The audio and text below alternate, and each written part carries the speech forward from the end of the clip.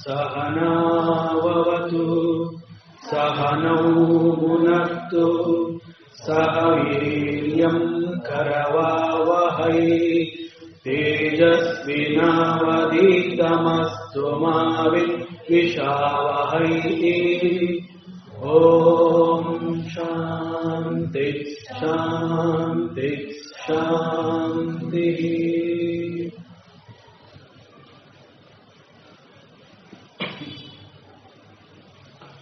ಶ್ರೀಕೃಷ್ಣ, ಸರ್ವೂ ನಿನ್ನ ಸೇವೆಯಾಗಲಿ ಸ್ವಾಮಿ. ಎಲ್ಲ ಆಧ್ಯಾತ್ಮ ಬಂಧುಗಳಿಗೂ ನಮಸ್ಕಾರ ಮತ್ತು ಶ್ರೀ ಚಿಕ್ಕಲಿಂಗೇಶ್ವರ ಸ್ವಾಮಿ ದೇವಸ್ಥಾನದ ಜ್ಞಾನ ಯಜ್ಞಶಾಲೆಗೆ ತುಂಬ ಹೃದಯದ ಸ್ವಾಗತ. ಧ್ವನಿ ಗುರುದೇವರಾಗಿರಲಿ, ವಿಚಾರ ಪರಮಾತ್ಮನದಾಗಿರಲಿ, ಹಾಗೂ ನನ್ನದಲ್ಲದ ಕರ್ಮ ಇದಾಗಿರಲಿ. ಸಾಮಾನ್ಯವಾಗಿ ನಮ್ಮ ಮನಸ್ಸು ಮತ್ತು ಬುದ್ಧಿ ಹೆಚ್ಚಿನ ಕಾಲ, ಹೆಚ್ಚಿನ ಸಮಯ ಹೊರ ಜಗತ್ತಿನ ವಸ್ತುಗಳಲ್ಲಿ ಆಸಕ್ತವಾಗಿರೋದ್ರಿಂದ ಆ ಮನೋಬುದ್ಧಿ ಎನ್ನುವಂತಹದ್ದು ವಿವೇಕವನ್ನ ಗ್ರಹಿಸಲು ಸೋಲುತ್ತೆ. ಇದಕ್ಕೆ ಏನು ಕಾರಣ ಅಂತಂದ್ರೆ, ಜಗತ್ತಿನ ವಸ್ತು ವಿಷಯಗಳು ಬಹು ಸುಂದರವಾಗಿ, ವರ್ಣಮಯವಾಗಿ ಆಕರ್ಷಿಸುವುದರಿಂದ ಅದು ನಮ್ಮ ಮನಸ್ಸು ಮತ್ತು ಬುದ್ಧಿಯನ್ನ ಅಪಹರಿಸುತ್ತೆ. ಪ್ರಾಪಂಚಿಕ ವಸ್ತುಗಳ ಹಿಂದೆ ಅಡಗಿರುವಂತಹ ರಹಸ್ಯ, ಕರ್ಮ ಮತ್ತು ಕರ್ಮದ ಫಲಗಳು, ವಾಸನೆಗಳು ಮುಂದಿನ ಪರಿಣಾಮ ಹೇಗಿರುತ್ತೆ ಎನ್ನುವಂತಹದ್ದನ್ನ ತೋರಿಸ್ಕೊಡೋದಿಲ್ಲ. ಸತ್ಯ ಅನ್ನುವಂತಹದ್ದು ಗೋಚರಿಸುವುದು ಬಹಳ ಕಷ್ಟ. ಸತ್ಯ ಅನ್ನುವಂತಹದ್ದು ಕಣ್ಣಿಗೆ ಕಾಣೋದಿಲ್ಲ, ಕಿವಿಗೆ ಕೇಳಿಸೋದಿಲ್ಲ, ಇಂದ್ರಿಯಗಳಿಗೆ ಸಿಗುವ ವಸ್ತುವಲ್ಲ. ಈ ವಿಚಾರವಾಗಿ ಈಶಾವಾಸ್ಯ ಉಪನಿಷತ್ನಲ್ಲಿ ಒಂದು ಮಂತ್ರ ಹೀಗೆ ಹೇಳುತ್ತೆ: ಹಿರಣ್ಮಯೇನ ಪಾತ್ರೇಣ ಸತ್ಯಸ್ಯಾಪಿ ಹಿತಂ ಮುಖಂ ತತ್ವಂ ಪೂಷನ್ ಅಪಾವೃಣು ಸತ್ಯಧರ್ಮಾಯ ದೃಷ್ಟಯೇ. ವರ್ಣಮಯ ಜಗತ್ತು ಮತ್ತು ಅದರ ಆಕರ್ಷಣೆ ಪರಮ ಸತ್ಯದ ರಹಸ್ಯವನ್ನ ಮರೆಮಾಚಿರುತ್ತೆ. ಹೇಗೆ ಅಂತಂದ್ರೆ, ಬಂಗಾರದ ಬಟ್ಟಲು ಅಥವಾ ಬಂಗಾರದ ಪಾತ್ರೆ ಅಂತ ಹೇಳ್ತೀವಿ. ಈ ಬಂಗಾರದ ಪಾತ್ರೆಯ ಒಳಗಡೆ ಸತ್ಯ ಅನ್ನುವಂತಹದ್ದು ಇರುತ್ತೆ. ಸತ್ಯದ ಮುಖವನ್ನ ಈ ಬಂಗಾರದ ಪಾತ್ರೆ ಮುಚ್ಚಿರುತ್ತೆ. ಈ ಕಾರಣದಿಂದ ಇಲ್ಲಿ ಸಾಧಕ ಸೂರ್ಯನನ್ನ ಪ್ರಾರ್ಥನೆ ಮಾಡ್ತಾನೆ: ಭಗವಂತ, ನಿನ್ನ ಬೆಳಕು ಮತ್ತು ಜ್ಞಾನದ ಶಕ್ತಿ ಅದು ಸತ್ಯ ಹಾಗೂ ಧರ್ಮವನ್ನ ನನಗೆ ಕಾಣುವಂತೆ ಈ ಬಂಗಾರದ ಪಾತ್ರೆಯ ಒಳಗಿರುವಂತಹ ಸತ್ಯ ನನಗೆ ಗೋಚರವಾಗುವಂತೆ ನನಗೆ ಅನುಗ್ರಹಿಸು. ಮುಂದ್ಗಡೆ ಬಂಗಾರದ ಪಾತ್ರೆ ಇದೆ. ಬಂಗಾರದ ಪಾತ್ರೆಯ ಒಳಗಡೆ ಸತ್ಯ ಇದೆ. ನಮ್ಮ ಇಂದ್ರಿಯಗಳು, ಅದರಲ್ಲೂ ನಮ್ಮ ಕಣ್ಣುಗಳು ಮೊದಲು ನೋಡುವಂತಹದ್ದು ಬಂಗಾರದ ಪಾತ್ರೆಯನ್ನ. ಕಣ್ಣುಗಳು ಬಂಗಾರದ ಪಾತ್ರೆಯನ್ನು ನೋಡಿ ಬಂಗಾರದ ಆಕರ್ಷಣೆಗೆ ಒಳಗಾಗತ್ತೆ. ಬಂಗಾರದ ಪಾತ್ರೆಯ ಒಳಗಡೆ ಇರುವಂತಹ ಸತ್ಯವನ್ನ ಈ ಕಣ್ಣುಗಳು ನೋಡೋದಿಲ್ಲ. ನಮ್ಮ ಇಂದ್ರಿಯಗಳ ರಚನೆಯೇ ಈ ರೀತಿಯಾಗಿದೆ. ನಮ್ಮ ಎಲ್ಲ ಇಂದ್ರಿಯಗಳು ಪ್ರಪಂಚದಲ್ಲಿ ಹೊರನುಗ್ಗುವ ಪ್ರಯತ್ನವನ್ನ ಮಾಡ್ತಾ ಇರುತ್ತೆ. ಒಳಬರುವ ಪ್ರಯತ್ನವನ್ನ ನಮ್ಮ ಇಂದ್ರಿಯಗಳು ಮಾಡೋದೇ ಇಲ್ಲ. ಇಂದ್ರಿಯ ವಿಕಾರಗಳು ಮನುಷ್ಯನನ್ನ ಅಂಧನನ್ನಾಗಿ ಮಾಡಿ ಪರಿಪೂರ್ಣತೆಗೆ ಅಡ್ಡಿ ಆತಂಕವನ್ನ ಉಂಟು ಮಾಡುತ್ತೆ. ಆದ್ದರಿಂದ ಸತ್ಯವನ್ನ ನೋಡುವಂತಹದ್ದು ಅಷ್ಟು ಸುಲಭವಲ್ಲ.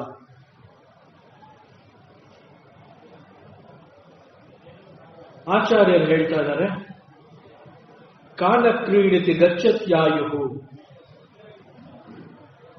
ಕಾಲ ಅನ್ನುವಂತಹದ್ದು, ಸಮಯ ಅನ್ನುವಂತಹದ್ದು ನಮ್ಮ ಜೊತೆ ಆಟ ಆಡುತ್ತೆ.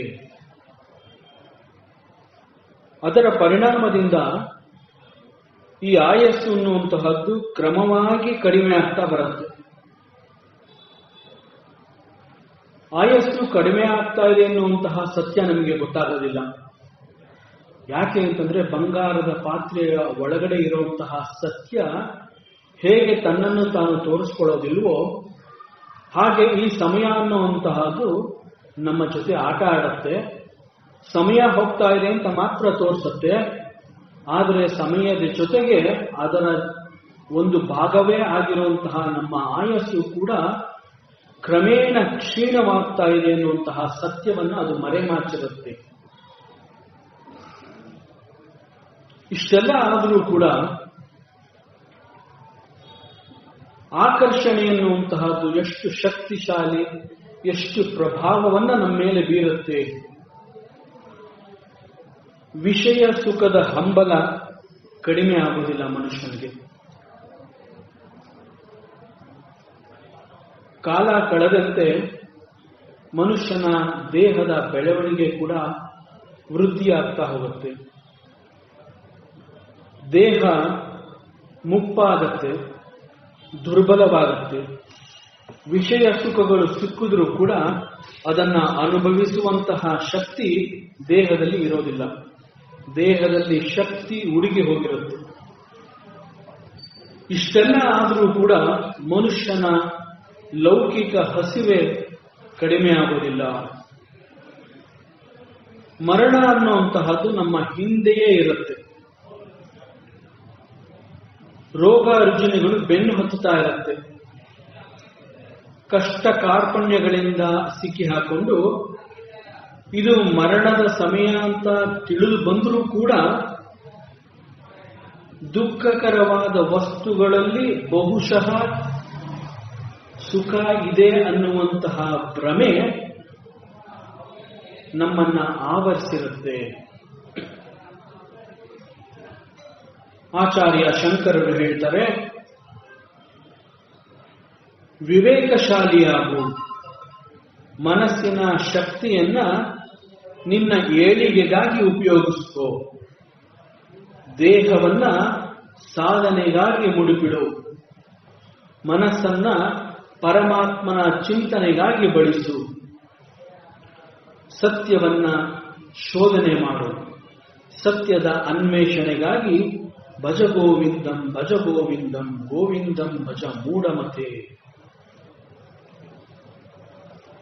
ನಮ್ಮ ಆಚಾರ್ಯ ಶಂಕರರಿರಬಹುದು, ಬೇರೆ ಅನೇಕ ಗುರುಗಳಿರಬಹುದು, ಶಾಸ್ತ್ರ ಗ್ರಂಥಗಳು, ಇವೆಲ್ಲವೂ ಕೂಡ ಇಷ್ಟೊಂದು ಆಳವಾಗಿ ಚಿಂತಿಸಿ ನಮ್ಮನ್ನ ಉದ್ಧರಿಸಲು ಪ್ರಯತ್ನ ಪಟ್ಟು ವಿವೇಕವನ್ನ ಕಾಲ ಕಾಲಕ್ಕೆ ತಿಳಿಸ್ತಾ ಬಂದರೂ ಕೂಡ ಅಲ್ಪನಾದ ಮನುಷ್ಯ ಹೇಳ್ತಾನೆ,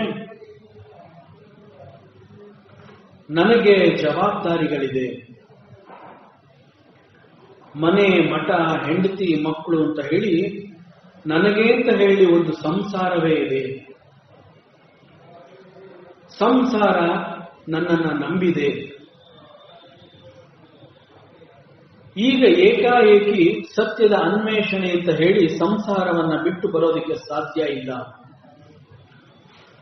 ಸತ್ಸಂಗಕ್ಕೆ ಬರಬೇಕು ನಿಜ, ಆದರೆ ಇನ್ನೂ ಸಾಕಷ್ಟು ಸಮಯ ಇದೆ, ಮುಂದೆ ಬರ್ತೀನಿ. ನನ್ನ ಸಂಸಾರವನ್ನ ಒಂದು ದಡಕ್ಕೆ ಸೇರಿಸುವಂತಹದ್ದು ನನ್ನ ಜವಾಬ್ದಾರಿಯಾಗಿದೆ. ನನ್ನ ಸಂಸಾರದಲ್ಲಿ ಪ್ರತಿಯೊಬ್ಬರ ಜವಾಬ್ದಾರಿ ಎನ್ನುವಂತಹದ್ದು ನನ್ನ ಹೆಗಲ ಮೇಲೆ ಇರೋದ್ರಿಂದ ಸಂಸಾರವನ್ನ ಒಂದು ದಡಕ್ಕೆ ಸೇರಿಸಿ ನಾನು ನಿಶ್ಚಿಂತನಾಗ್ತೇನೆ. ಸಂಸಾರದಲ್ಲಿ ಪ್ರತಿಯೊಬ್ಬ ಸದಸ್ಯರಿಗೂ ನಾನು ಕೆಲವು ಭರವಸೆಗಳನ್ನು ಕೊಟ್ಟಿದ್ದೀನಿ. ಆ ಭರವಸೆಗಳನ್ನು ಈಡೇರಿಸಿ ನಂತರ ಸತ್ಸಂಗದ ಸಹವಾಸಕ್ಕೆ ಬರುವ ಯೋಚನೆಯನ್ನ ನಾನು ಮಾಡ್ತೀನಿ. ನನಗೆ ಅವಕಾಶ ಬೇಕು, ಸಮಯಾವಕಾಶ ಬೇಕು ಅಂತ ಅಲ್ಪನಾದ ಮನುಷ್ಯ ಹೇಳ್ತಾನೆ. ಇಂತಹ ಮೂರ್ಖನನ್ನ ಕುರಿತು ಆಚಾರ್ಯರು ಹೇಳ್ತಾರೆ, ಕಾತೆ ಕಾಂತ ದನಗತ ಚಿಂತ ವಾತುಲ ಕಿಂತವ ನಾಸ್ತಿ ನಿಯಂತ ತ್ರಿಜಗತಿ ಸಜ್ಜನ ಸಂಗತಿ ರೇಖ ಭವತಿ ಭವಾರ್ಣವ ತರಣೇ ನೌಕ ಭಜ ಗೋವಿಂದಂ ಭಜ ಗೋವಿಂದಂ ಗೋವಿಂದಂ ಭಜ ಮೂಢಮತೆ. ಆಚಾರ್ಯರು ಬಹಳ ಸಮಾಧಾನದಿಂದ ಸೂಕ್ಷ್ಮವಾಗಿ ನಯವಾಗಿ ತಿಳುವಳಿಕೆ ಕೊಡ್ತಾ ಇದ್ದಾರೆ. ಹೌದಪ್ಪ, ನಿನಗೆ ಜವಾಬ್ದಾರಿ ಇದೆ, ನಿನಗೆ ಅಂತ ಒಂದು ಸಂಸಾರ ಇದೆ. ಸಂಸಾರದಲ್ಲಿ ವಯಸ್ಸಾದ ಹಿರಿಯರಿದ್ದಾರೆ, ತಂದೆ ತಾಯಿಗಳಿದ್ದಾರೆ,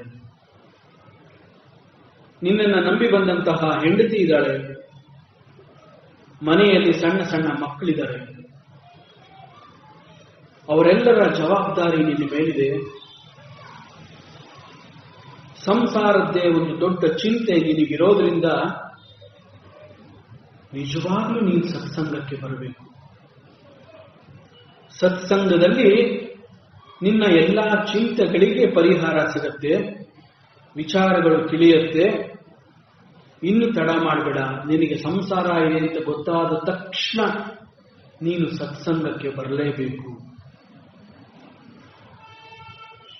ಒಂದು ವಿಚಾರ ತಿಳ್ಕೋ, ನಿನಗೊಂದು ದೊಡ್ಡ ಸತ್ಯ ಇನ್ನೂ ಗೊತ್ತೇ ಇಲ್ಲ ಅನ್ಸುತ್ತೆ. ಈಗಾಗಲೇ ಒಬ್ಬ ನಿನ್ನ ಪರವಾಗಿ ನಿನ್ನ ಎಲ್ಲಾ ಕೆಲಸಗಳನ್ನ ಮಾಡ್ತಾ ಇದ್ದಾನೆ. ನಿನ್ನ ಎಲ್ಲಾ ಜವಾಬ್ದಾರಿಗಳನ್ನ ಅವನೇ ಅರಿತು ಸುಸೂತ್ರವಾಗಿ ನಡೆಸ್ಕೊಂಡು ಬರ್ತಾ ಇದ್ದಾನೆ. ಆದರೆ ಸಂಸಾರ ಇಷ್ಟು ಸುಸೂತ್ರವಾಗಿ ನಡೀತಾ ಇದೆ, ಎಲ್ಲವೂ ನಾನು ಎಣಿಸಿದಂತೆ ನಡೀತಾ ಇದೆ ಅಂತಂದ್ರೆ ನೀನ್ ಮಾಡಬೇಕಾಗಿರುವಂತಹ ಎಲ್ಲಾ ಜವಾಬ್ದಾರಿಗಳನ್ನ ನಿನಗೇ ತಿಳಿಯದಂತೆ ಒಬ್ಬ ಮಾಡ್ತಾ ಇದ್ದಾನೆ. ಅವನನ್ನ ಯಾರು ಅಂತ ತಿಳ್ಕೊಂಡಿದ್ಯಾ? ಅವನೇ ಪರಮಾತ್ಮ. ಅವನು ಕೇವಲ ನಿನ್ನೊಬ್ಬನ ಕೆಲಸಗಳನ್ನ ಮಾತ್ರ ಮಾಡ್ತಾ ಇಲ್ಲ, ಅವನು ಇಡೀ ವಿಶ್ವದ ಸಂಪೂರ್ಣ ಜವಾಬ್ದಾರಿಯನ್ನು ನಿರ್ವಹಿಸ್ತಾ ಇದ್ದಾನೆ. ಅವನು ಜಗದೀಶ್ವರ. ಉಪನಿಷತ್ತುಗಳು ಈಗಾಗಲೇ ಹೇಳಿದೆ, ಯಾರ ಕಾರಣದಿಂದ, ಯಾರ ಇರುವಿಕೆಯಿಂದ, ಯಾರ ಭಯದಿಂದ ಸೂರ್ಯ ಉದಯಿಸ್ತಾ ಇದ್ದಾನೆ, ಯಾರ ಹೆದರಿಕೆಯಿಂದ ವಾಯು ಗಾಳಿ ಬೀಸ್ತಾ ಇದ್ದಾನೆ, ಇದೆಲ್ಲ ನಿನಗೆ ಗೊತ್ತಾ?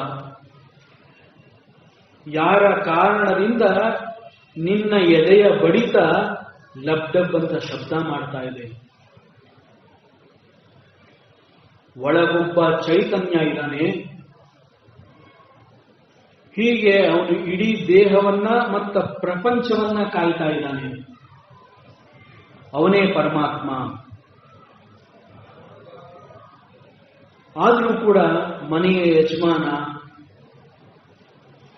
ಮನೆಯ ಒಡತಿ, ಈ ತರ ಎಲ್ಲ ನಾವು ಹೇಳ್ತೀವಿ. ನಿಜ, ಮನೆಯ ಯಜಮಾನ ಅಥವಾ ಮನೆಯ ಒಡತಿ ಅಂತ ಹೇಳ್ತಾ ಇರೋದು ಕೇವಲ ಗುರುತಿಸುವ ಕಾರಣದಿಂದ. ಮನೆಯ ಯಜಮಾನ ಮಾಡಬೇಕಾಗಿರುವಂತಹ ಕೆಲಸಗಳನ್ನ,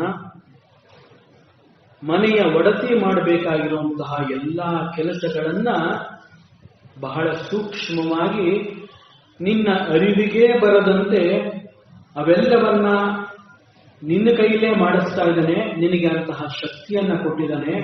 ಮನೆಯ ಒಡತಿಗೆ ಅಂತಹ ಸಾಮರ್ಥ್ಯವನ್ನ ಕೊಟ್ಟಿದ್ದಾನೆ. ಒಳಗೆ ಚೈತನ್ಯ ರೂಪಿ ಇದ್ದು ಈ ಎಲ್ಲವನ್ನ ನಡೆಸ್ತಾ ಬಂದಿದ್ದಾನೆ.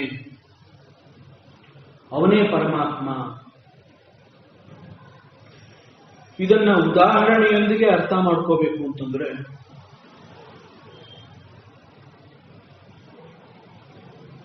ನಾವು ರೈಲಿನಲ್ಲಿ ಪ್ರಯಾಣ ಮಾಡ್ತಾ ಇರ್ತೀವಿ. ರೈಲಿನ ಇಂಜಿನ್ಗೆ ಅನೇಕ ಬೋಗಿಗಳು ಅಟ್ಯಾಚ್ ಆಗಿರುತ್ತೆ. ನಾವು ಯಾವುದೋ ಒಂದು ಬೋಗಿಯಲ್ಲಿ ಕುಳಿತುಕೊಂಡು ಪ್ರಯಾಣವನ್ನ ನಾವು ಮಾಡಿದೀವಿ ಅಂತ ನಾವು ಹೇಳ್ತೀವಿ. ಪ್ರಯಾಣವನ್ನ ನಿಜವಾಗ್ಲೂ ನಾವು ಮಾಡಿದ್ದ? ನಾವು ಕೇವಲ ರೈಲಿನ ಬೋಗಿಯಲ್ಲಿ ಯಾವುದೋ ಒಂದು ಡಬ್ಬಿಯಲ್ಲಿ ಹೋಗಿ ಒಂದು ನಿರ್ದಿಷ್ಟವಾದ ಸೀಟಲ್ಲಿ ಹೋಗಿ ಕುಳಿತುಕೊಂಡಿರ್ತೀವಿ. ರೈಲಿನ ಇಂಜಿನ್ನು ಬೋಗಿಗಳ ಸಮೇತ ನಮ್ಮೆಲ್ಲರನ್ನ ಎಳ್ಕೊಂಡು ಹೋಗಿ ನಾವು ಯಾವ ಜಾಗಕ್ಕೆ ಹೋಗ್ಬೇಕೋ ಅದು ಹೋಗಿ ಮುಟ್ಟಿಸಿರುತ್ತೆ. ಆದರೆ ಹೇಳ್ಕೊಡೋದು, ನಾನು ಪ್ರಯಾಣ ಮಾಡಿದೆ, ನನ್ನ ಬಳಿ ಇಷ್ಟೆಲ್ಲ ಲಗೇಜ್ಗಳಿತ್ತು, ಎಲ್ಲವನ್ನ ಸುರಕ್ಷಿತವಾಗಿ ನಾನು ಈ ಜಾಗಕ್ಕೆ ತಗೊಂಡು ಬಂದಿದ್ದೀನಿ ಅಂತ ಹೇಳ್ತೀನಿ. ಆದರೆ ನಿಜವಾಗ್ಲೂ ನೋಡಿದ್ರೆ ಪ್ರಯಾಣವನ್ನ ಮಾಡಿಸಿದ್ದು ಈ ರೈಲು ಗಾಡಿ. ಹಾಗೂ ನಮ್ಮ ಪ್ರಯಾಣದಲ್ಲಿ ನಮ್ಮದೇ ಅನೇಕ ಲಗೇಜ್ಗಳನ್ನ ಎಳ್ಕೊಂಡು ಬಂದಿದ್ದು ಕೂಡ ಇದೇ ರೈಲು ಗಾಡಿ. ನಮ್ಮನ್ನೇ ಗುರಿ ತಲುಪಿಸುವಂತೆ ಈ ರೈಲು ಗಾಡಿ ನಮ್ಮ ಲಗೇಜ್ಗಳನ್ನ ಕೂಡ ಸುರಕ್ಷಿತವಾಗಿ ನಾವು ಇಳಿಬೇಕಾದಂತಹ ಜಾಗಕ್ಕೆ ತಂದು ನಮ್ಮನ್ನ ಮತ್ತು ನಮ್ಮ ಲಗೇಜನ್ನು ಸುರಕ್ಷಿತವಾಗಿ ಗುರಿ ಮುಟ್ಟಿಸಿದೆ.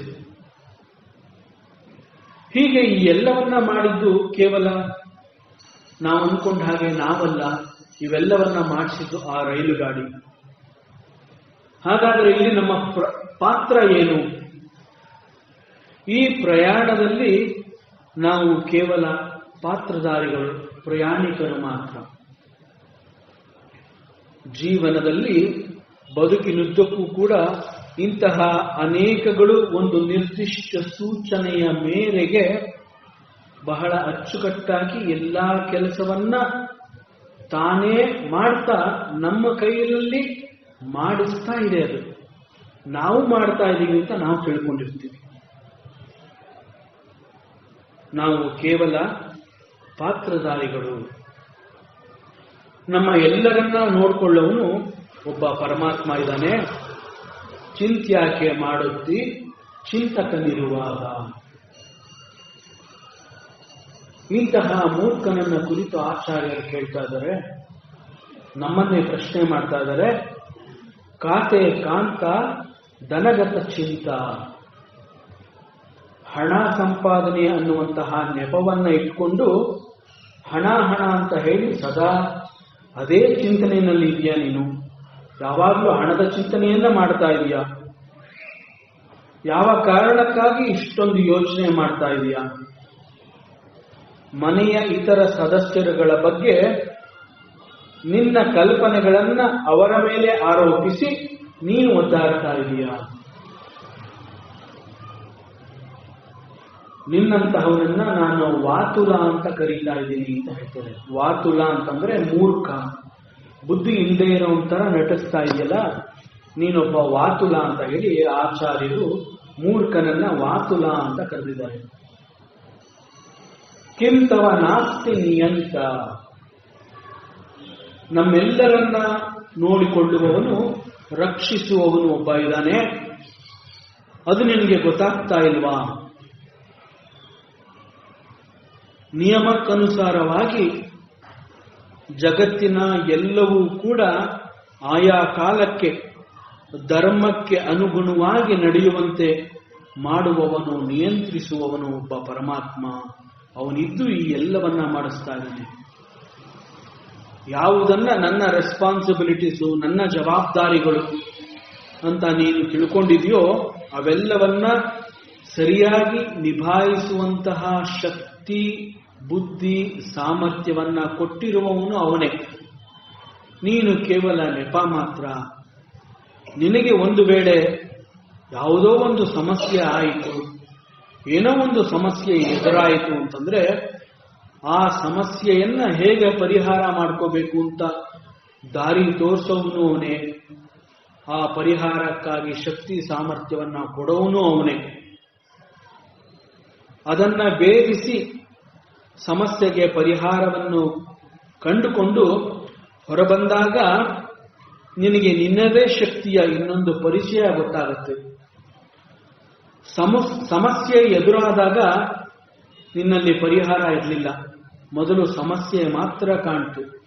ಸಮಸ್ಯೆಯನ್ನೇ ಎದುರಿಸಬೇಕಾದಂತಹ ಸಮಯದಲ್ಲಿ ನಿನಗೆ ಒಂದು ಪರಿಹಾರದ ದಾರಿಯನ್ನ, ಶಕ್ತಿಯನ್ನ, ಸಾಮರ್ಥ್ಯವನ್ನ ಕೊಟ್ಟು ಅದರ ಪರಿಹಾರ ಆಯಿತು. ಈಗ ಸಮಸ್ಯೆ ಇಲ್ಲ, ಸಮಸ್ಯೆ ಕಳೆದು ಹೋಯಿತು ಅಂತ ನೀನು ಅನ್ಕೊಂಡಿದೆಯಲ್ಲ, ಅದರ ಪರಿಚಯ ನಿನಗೀಗಾಯ್ತಲ್ಲ, ಆ ಪರಿಚಯನೇ ಪರಮಾತ್ಮ, ಆ ಶಕ್ತಿನೇ ಪರಮಾತ್ಮ. ಹೀಗೆ ಎಲ್ಲವನ್ನ ಕಾಲ ಕಾಲಕ್ಕೆ ಕೊಟ್ಟು ಕಾಲ ಧರ್ಮವನ್ನ ಸರಿಯಾಗಿ ನಡೆಸ್ಕೊಂಡು ಹೋಗ್ತಾ ಇರೋವನ್ನ ಯಾರು ಅಂತ ತಿಳ್ಕೊಂಡಿದ್ಯಾ? ಅವನೇ ಪರಮಾತ್ಮ. ಈ ಎಲ್ಲವನ್ನ ಅವನು ಮಾಡಿಸ್ತಾ ಇದ್ದಾನೆ. ನೀನು ಯಾಕೆ ನಾನೇ ಮಾಡ್ತಾ ಇದ್ದೀನಿ ಅಥವಾ ನಾನ್ ಮಾಡಬೇಕು ಅಂತ ಅಹಂಕಾರವನ್ನ ಪ್ರದರ್ಶಿಸ್ತಾ ಇದೆಯಾ? ನೀನು ಸದಾ ಚಿಂತೆಯಲ್ಲಿ ಮುಳುಗಿಕೊಂಡ ಕಾರಣ ನೀನು ಸತ್ಸಂಗಕ್ಕೆ ಬರಕ್ಕಾಗ್ತಾ ಇಲ್ಲ. ನೀನು ಯಾಕೆ ಸತ್ಸಂಗಕ್ಕೆ ಬರಕ್ಕಾಗ್ತಾ ಇಲ್ಲ ಅಂತಂದ್ರೆ, ಇದು ನನ್ನ ಜವಾಬ್ದಾರಿ, ನಾನ್ ಮಾಡಬೇಕು ಅಂತ ಆ ಎಲ್ಲ ಚಿಂತೆಗಳನ್ನ ನೀನು ಎಳ್ಕೊಂಡು ನಿನ್ನ ಹತ್ರ ಇಟ್ಕೊಂಡಿದೀಯ. ಒಂದು ವೇಳೆ ನೀನು ಸತ್ಸಂಗಕ್ಕೆ ಬಂದ್ರೆ ಗುರುವಿನ ಉಪದೇಶ, ಮಾರ್ಗದರ್ಶನ ನಿನಗೆ ಸಿಗತ್ತೆ. ಎಲ್ಲ ಕೆಲಸವನ್ನ ನಾನೇ ಮಾಡಿ ಮುಗಿಸ್ಬೇಕು ಅಂತ ಹೇಳಿ ಕೆಲಸಗಳಿಗೆ ಹೆದರಿ ನೀನು ಚಿಂತೆ ಮಾಡಿಕೊಂಡು ಸತ್ಸಂಗಕ್ಕೆ ಬರ್ತಾ ಇಲ್ಲ. ಮೊದಲು ನಿನ್ನ ಅಹಂಕಾರವನ್ನ ನಾಶ ಮಾಡ್ಕೋ. ಎಲ್ಲವನ್ನ ನಾನ್ ಮಾಡ್ತಾ ಇದ್ದೀನಿ ಅಂತ ತಿಳ್ಕೊಂಡಿರುವಂತಹ ತಪ್ಪು ಕಲ್ಪನೆಗಳನ್ನ ನಿನ್ನಿಂದ ಹೊರಹಾಕು. ಅಥವಾ ಎಲ್ಲವನ್ನ ನಾನೇ ಮಾಡಬೇಕು ಅನ್ನುವಂತಹ ನಿನ್ನ ಹಠದ ಸ್ವಭಾವವನ್ನ ಕೂಡ ನೀನು ಬಿಟ್ಬಿಡು. ಇವೆಲ್ಲದರಿಂದ ನೀನು ಹೊರಗಡೆ ಬಾ. ಒಮ್ಮೆ ನೀನು ಸತ್ಸಂಗಕ್ಕೆ ಬಂದು ಅಲ್ಲಿ ವಿಚಾರಗಳನ್ನ ತಿಳ್ಕೋತಾ ಬಾ. ವಿಚಾರಗಳನ್ನ ತಿಳಿಸಿಕೊಡುವಾಗ ನಿನಗೆ ಗೊತ್ತಾಗತ್ತೆ, ಯಾವುದೋ ಒಂದು ಕಾಣದ ಕೈಗಳು, ಅಗೋಚರವಾದ ಶಕ್ತಿ ಈ ಎಲ್ಲವನ್ನ ಬಹಳ ಅಚ್ಚುಕಟ್ಟಾಗಿ ಮಾಡ್ತಾ ಇದೆ. ನನಗೆ ತಿಳಿಯದಂತಹ ಒಂದು ಅಗೋಚರ ಶಕ್ತಿ ಇದೆ, ಅದು ನನ್ನ ಪರವಾಗಿ ನನಗಾಗಿ ಅನೇಕಗಳನ್ನ ಮಾಡ್ತಾ ಇದೆ. ಕಾಣದ ಕೈಗಳು ಅಥವಾ ಅಗೋಚರ ಶಕ್ತಿ ಇದೆ ಅನ್ನೋದು ನಿನಗೆ ಗೊತ್ತಾಯ್ತಲ್ಲ, ಅದೇ ಪರಮಾತ್ಮ. ಅವನನ್ನ ನಂಬು. ಈ ವಿಚಾರವನ್ನ ಸತ್ಸಂಗ ನಿನಗೆ ಮನದಟ್ಟು ಮಾಡಿಕೊಡುತ್ತೆ. ತ್ರಿಜಗತಿ ಸಜ್ಜನ ಸಂಗತಿ ರೇಖಾ. ಒಂದು ಶಕ್ತಿ ಇದೆ, ಈ 3 ಲೋಕಗಳು ಅಂತ ಹೇಳ್ತೀವಿ. ಈ 3 ಲೋಕಗಳಲ್ಲಿ ಕೂಡ ಯಾವ ಒಂದು ಶಕ್ತಿ ಅಂತ ನಾವೇನ್ ಅನ್ಕೊಂಡಿದೀವಿ, ಅದು ಒಂದು ನೌಕೆಯಂತೆ ಭವ ಆರ್ಣವ ತರಣೆ. ನಮ್ಮನ್ನ ಈ ಭವಸಾಗರದಿಂದ, ಸಂಸಾರದಿಂದ ಬಿಡುಗಡೆಗೊಳಿಸೋದಕ್ಕೆ ಆ ನೌಕೆಗೆ ಸಾಧ್ಯವಾಗತ್ತೆ. ಅಷ್ಟು ಮಾತ್ರ ಅಲ್ಲ, ಈ ಸಂಸಾರ ಒಂದು ದೊಡ್ಡ ಸಾಗರದಂತೆ ಅತಿ ವಿಶಾಲವಾಗಿ, ದಡಗಳೇ ಕಾಣದಂತೆ ಅದು ವಿಸ್ತಾರವನ್ನ ಹೊಂದಿದೆ. ಸಾಗರದಲ್ಲಿ ಅಲೆಗಳು ಹೇಗೆ ನಿರಂತರವಾಗಿ ಅಪ್ಪಳಿಸ್ತಾ ಬರ್ತಾ ಇದೆಯೋ, ಹಾಗೆ ಈ ಸಂಸಾರ ಸಂಸಾರದಲ್ಲಿ ಈ ನಮ್ಮ ಬದುಕಿನಲ್ಲಿ ಅಥವಾ ನಮ್ಮ ಜೀವನದ ಉದ್ದಕ್ಕೂ ಕೂಡ ಅನೇಕ ಕಷ್ಟ ನಷ್ಟಗಳು ಕೂಡ ಅಲೆಗಳಂತೆ ಬಂದು ನಿರಂತರವಾಗಿ ನಮ್ಮನ್ನ ಅಪ್ಪಳಿಸ್ತಾ ಇರುತ್ತೆ, ನಮ್ಮನ್ನ ಹೈರಾಣು ಮಾಡುತ್ತೆ. ಸಂಸಾರದಲ್ಲಿ ಈಜುವಂತಹ ಶಕ್ತಿಯನ್ನ ಕಳೆದುಕೊಂಡಾಗ ಕಾಣದ ದೂರದ ದಡ ಅಥವಾ ತೀರ ಅನ್ನುವಂತಹದ್ದು ಸೇರಬೇಕು ಅಂತಂದ್ರೆ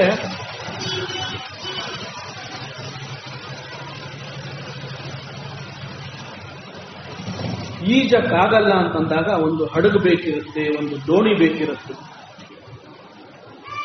ಹಡಗು ಅಥವಾ ದೋಣಿ ಅನ್ನುವಂತಹದ್ದು ನಮ್ಮನ್ನ ಅಲೆಗಳಿಂದ ರಕ್ಷಿಸುವುದು ಮಾತ್ರ ಅಲ್ಲ, ನಾವು ಬಯಸಿದ ಮತ್ತೊಂದು ದಡವನ್ನ ಕೂಡ ಸುರಕ್ಷಿತವಾಗಿ ನಮ್ಮನ್ನ ಅಲ್ಲಿಗೆ ಕರ್ಕೊಂಡು ಹೋಗುತ್ತೆ.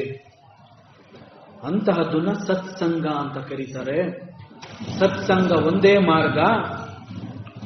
ಆಚಾರ್ಯರು ಪದೇ ಪದೇ ಸತ್ಸಂಗದ ಮಹತ್ವವನ್ನ ಮೇಲೆ ಮೇಲೆ ನಮಗೆ ತಿಳಿಸಿಕೊಡ್ತಾ ಇದ್ದಾರೆ. ಸಾಮಾನ್ಯವಾಗಿ ಒಬ್ಬ ಮನುಷ್ಯ,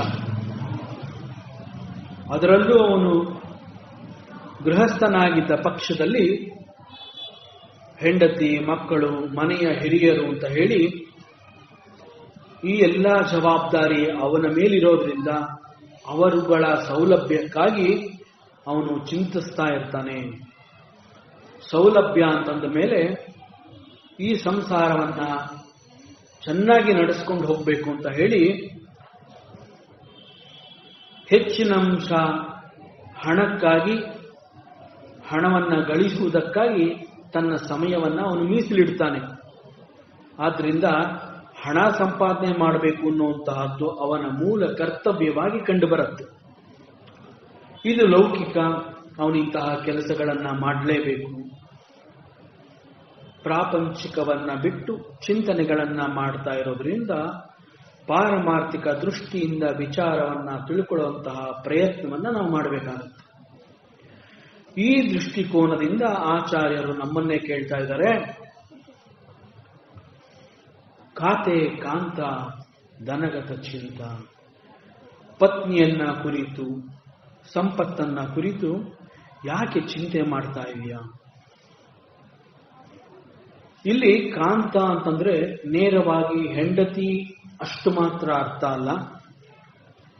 ಹೆಂಡತಿ ಅನ್ನುವ ಅರ್ಥ ಬಂದರೂ ಕೂಡ ತುಂಬು ಸಂಸಾರವನ್ನ ಕುರಿತು ಇಲ್ಲಿ ಕಾಂತ ಅಂತ ಕರೆದಿದ್ದಾರೆ.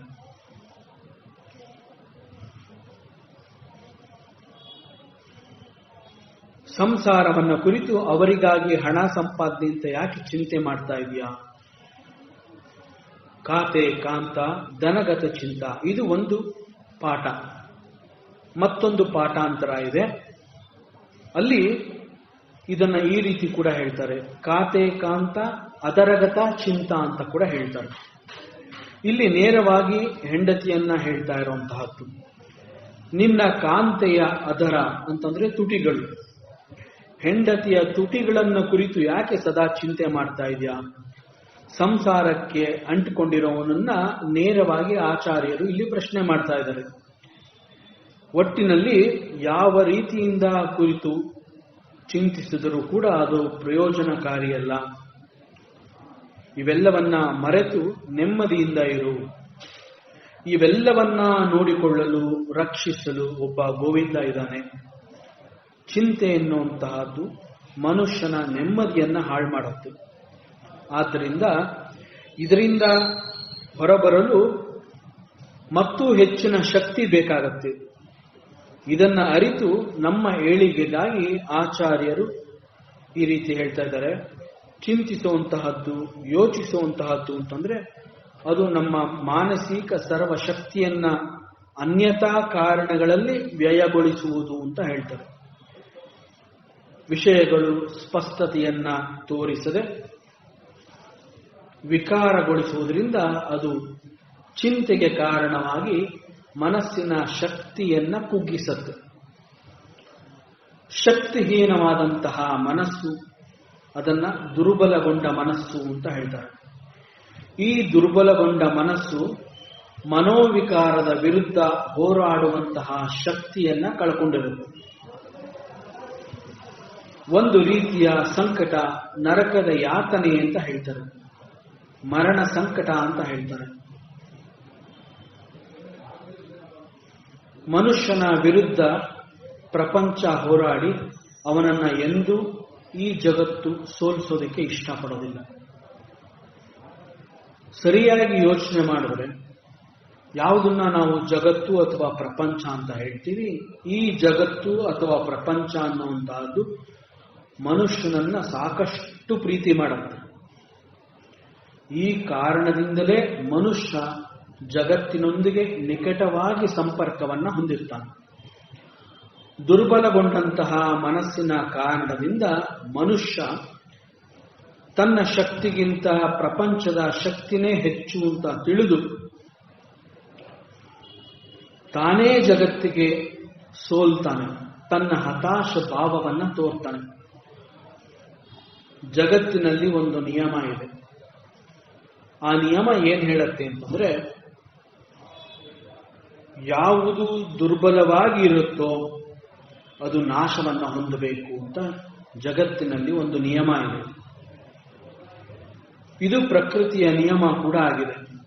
ಆದ್ರಿಂದ ಆಚಾರ್ಯರು ಈ ಶ್ಲೋಕದಲ್ಲಿ ಮುಖ್ಯ ಸಂದೇಶವಾಗಿ ಇದನ್ನು ತಗೊಂಡು, ವಿಷಯ ವಸ್ತುಗಳ ವಿಕಾರಕ್ಕೆ ಒಳಗಾಗಿ ಶಕ್ತಿಯನ್ನ ಕಳೆದುಕೊಂಡು ದುರ್ಬಲಗೊಂಡ ಮನಸ್ಸನ್ನ ಹೊಂದು ನಿನ್ನ ಸೋಲನ್ನ ನೀನಾಗೆ ಒಪ್ಪಿಕೊಂಡು ಜಗತ್ತಿನ ಶಕ್ತಿಗಿಂತ ನಿನ್ನನ್ನು ನೀನು ಕುಗ್ಗಿಸ್ಕೋಬೇಡ. ಖಾತೆ ಕಾಂತ ಧನಗತ ಚಿಂತ. ವಿಷಯ ವಿಕಾರಗಳಿಗೆ ಒಳಗಾಗಿ ತಾನಾಗಿಯೇ ನಾಶವನ್ನ ಹೊಂದಿದರೆ ತನ್ನನ್ನೇ ನಂಬಿ ಬಂದಂತಹ ಹೆಂಡತಿಗೆ ಅನ್ಯಾಯ ಆಗೋದ್ರಿಂದ ಅವಳ ನಾಶಕ್ಕೂ ನೀನು ಕಾರಣನಾಗ್ತೀಯ. ಹೆಂಡತಿ ಕೇವಲ ನಿನಗೆ ಸುಖವನ್ನು ಒದಗಿಸುವುದು ಅಷ್ಟು ಮಾತ್ರ ಅಲ್ಲ, ಮನೆಯಲ್ಲಿ ಒಬ್ಬಳು ಹೆಂಡತಿಯಾದವಳು ಸಂಸಾರದ ಪೂರ್ಣ ಜವಾಬ್ದಾರಿಯನ್ನು ತಗೊಂಡಿರ್ತಾಳೆ. ಆಚಾರ್ಯ ಶಂಕರರು ಈ ಶ್ಲೋಕದಲ್ಲಿ ವಿಷಯ ಲಂಪಟತನದ ಹೆಸರಿನಲ್ಲಿ ಸಮಯವನ್ನ ವ್ಯರ್ಥ ಮಾಡುವಂತಹ ಮನುಷ್ಯನನ್ನ ವಾತುಲ, ಮೂರ್ಖ ಅಂತ ಕರೆದಿದ್ದಾರೆ.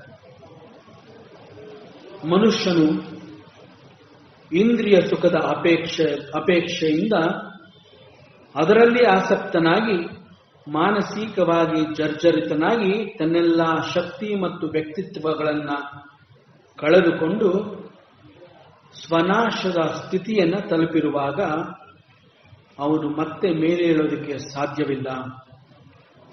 ಅವನಿಗೆ ಮತ್ತೊಂದು ಅಂತಹ ಅವಕಾಶ ಇಲ್ವಾ ಅಂತ ಅವನು ಹತಾಶ ಸ್ಥಿತಿಗೆ ಹೋದಾಗ ಆಚಾರ್ಯರು ಹೇಳ್ತಾರೆ, ಹೆದರುಕೋಬೇಡ, ಇವೆಲ್ಲ ಈ ಜಗತ್ತು ನಿನಗೆ ಬುದ್ಧಿ ಕಲಿಸಿದೆ, ಪಾಠವನ್ನ ಕಲಿಸಿದೆ.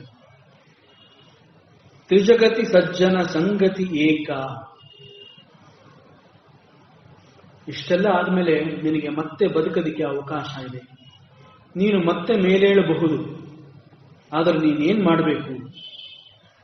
ಪ್ರತಿನಿತ್ಯವೂ ಒಂದು ಜಾಗದಲ್ಲಿ ತ್ರಿಜಗತಿ, ಮೂರು ಲೋಕಗಳಲ್ಲಿ, ಎಲ್ಲಿಂತಂದ್ರಲ್ಲಿ ಎಲ್ಲೆಲ್ಲೂ ಕೂಡ ವಿದ್ವಾಂಸರುಗಳು, ಸಂಯಮಿಗಳು, ದಾರ್ಶನಿಕರು, ಅನುಭವಿಗಳು, ಗುರುಗಳು, ಆಚಾರ್ಯರುಗಳು ಸೇರಿ ಸತ್ಸಂಗವನ್ನು ನಡೆಸ್ತಾ ಇರ್ತಾರೆ. ಅಂತಹವರ ಸಹವಾಸದಲ್ಲಿ ನೀನು ವಾಸಿಸು. ನೀನು ಹತಾಶನಾಗಿ ಬಿದ್ದಿದೆಯಲ್ಲ, ಮೇಲೆದ್ದು ಬರೋದಕ್ಕೆ ಸತ್ಸಂಗ ಒಂದೇ ನಿನಗೆ ಅವಕಾಶ, ಉಳಿದಿರುವ ಏಕೈಕ ಮಾರ್ಗ. ಈ ಸತ್ಸಂಗದಲ್ಲಿ ಗುರುಗಳು ತೋರಿಸುವಂತಹ ಮಾರ್ಗದಲ್ಲಿ ಮನಸ್ಸನ್ನ ನೀನು ಹರಿಯ ಬಿಡಬೇಕು. ಹೊಸ ದಿಕ್ಕಿನಲ್ಲಿ ಮನಸ್ಸು ವಿಹರಿಸುತ್ತಾ, ನಿಧಾನವಾಗಿ ಚಿಂತಿಸುತ್ತಾ, ತನ್ನಲ್ಲಿರಬಹುದಾದಂತಹ ಎಲ್ಲ ಹಳೆಯ ಹವ್ಯಾಸಗಳನ್ನ, ವಾಸನೆಗಳನ್ನ, ಕರ್ಮಗಳನ್ನ ಅಲ್ಲೇ ಬಿಟ್ಬಿಡು. ನೀನು ಇದೊಂದೇ ನಿನಗೆ ಈಗ ಉಳಿದಿರುವ ಏಕೈಕ ಸುರಕ್ಷಿತವಾದ ಸಹವಾಸ, ಸತ್ಸಂಗದ ಸಹವಾಸ. ಸತ್ಸಂಗದಲ್ಲಿ ಇಂದ್ರಿಯಗಳ ಹತೋಟಿ, ದೈಹಿಕ ನಿಯಂತ್ರಣದಿಂದ ಮಾನಸಿಕ ಶಾಂತಿಯನ್ನು ನೀನು ಗಳಿಸ್ತೀಯ. ಮನಸ್ಸು ಶಾಂತವಾದಾಗ ಹೃದಯ ಆಂತರಿಕವಾದ ಆಧ್ಯಾತ್ಮ ಸಂತೋಷವನ್ನ ಅನುಭವಿಸುತ್ತೆ. ಇಂತಹ ಮಾರ್ಗದಲ್ಲಿ ಮುಂದುವರಿಯಲು ಬೇಕಾಗಿರುವಂತಹದ್ದೇ ಸಜ್ಜನ ಸಂಘ.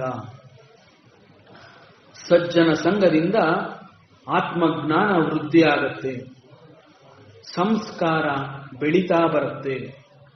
ಈ ಸಜ್ಜನ ಸಂಘವನ್ನ ಒಂದು ನೌಕೆಯಾಗಿ, ಅಂತಂದ್ರೆ ಒಂದು ಹಡಗಿನಂತೆ ನೀನು ಉಪಯೋಗಿಸಿಕೊಂಡು ನಿನ್ನ ಸಂಸಾರ ಸಾಗರವನ್ನ ಸುಲಭವಾಗಿ ದಾಟು.